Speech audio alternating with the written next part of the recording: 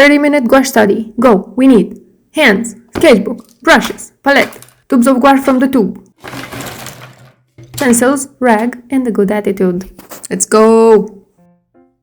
I squeeze the life out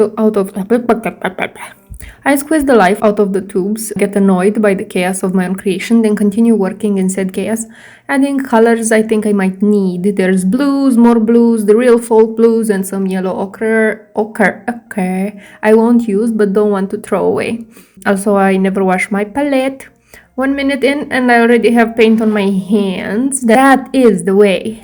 The way I like to work in this medium is fast and loose and with very little structure. So there's no point in watching this video because you will not learn anything. Bye! In case you're still here, I go for a creamy texture. It has the consistency of wet dental paste, of soaked dirt, and even of food you might find at the bottom of the sink when washing the dishes. Maybe not that last one. But that's supposed to be soft enough to spread easily but not wet as to activate the layers of paint already on the paper. To make sure any excess water is removed, I dab the brush on the rag. Now look at this handsome horse in his world of windy bleakness. He's a boy, but you can tell from this angle. Thank the Lord. Now for the trick to work. The first paint has to be dry before another layer is added.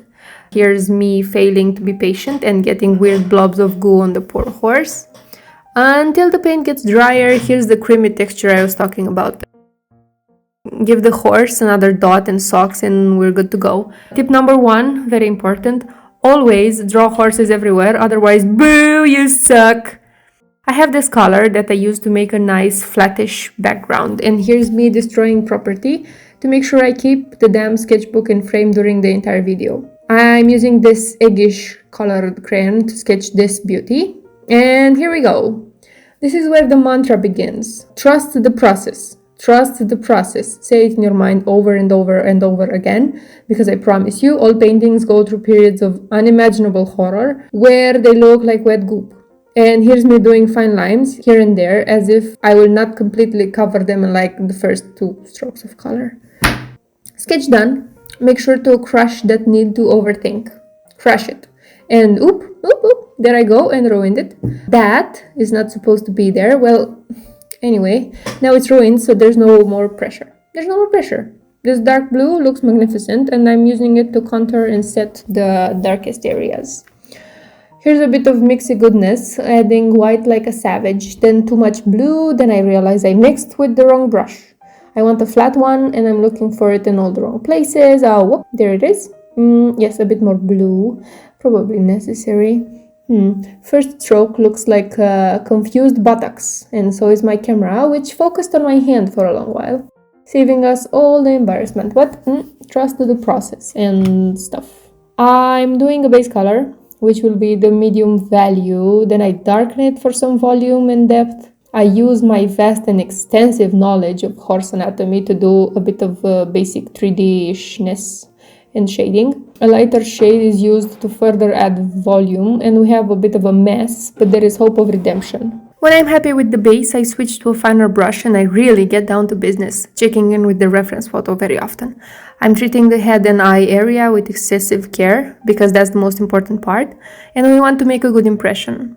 I mumble about because horse eye anatomy confuses me, but I manage eventually. With all that volume and structure nonsense out of the way, it's time for my favorite part, which is detailing, also known as piling on paint until you can't see the mistakes anymore, like any other self-respecting con artist should.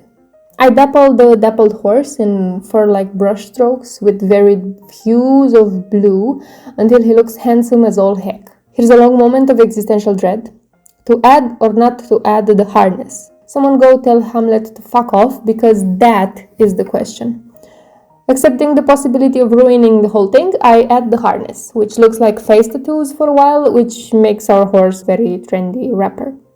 I get bored, and I get to detailing the mane, trying to go for a boohoo hippie look, an attempt that I succeed in most brilliant of manners. And because I'm such a distinguished artist, I use the orange for the metal pieces because, it looks nice. Round 2 of questioning my whole life up until this point. Do I dare paint over the background? I will overmix some paint to avoid making that decision, which I immediately regret like 5 strokes in. But no worries, nothing a bit of white can fix. So I lighten the background, which adds nice contrast and other such notions, and the day is saved. Dots of floating orange and white and a few details, of course. Gotta add them eyelashes to the handsome horse. Some texture on the leather harness, shadows, shine on the metals, and a bit of colored crayons magic to tie it all together. And done! For a caffeine-fueled impulse painting session, I'm very happy. Wipe the desk with the multifunctional rag, which was once pajama pants, and gloat over the gorgeous textures, because look at them, oh my god, that paper and paint duo is a ton of sensory goodness. So, now that I've contentified the passion that I live for, I expect validation in the form of comments and likes and such, which is your job and you should take it very seriously. Now go away and be creative.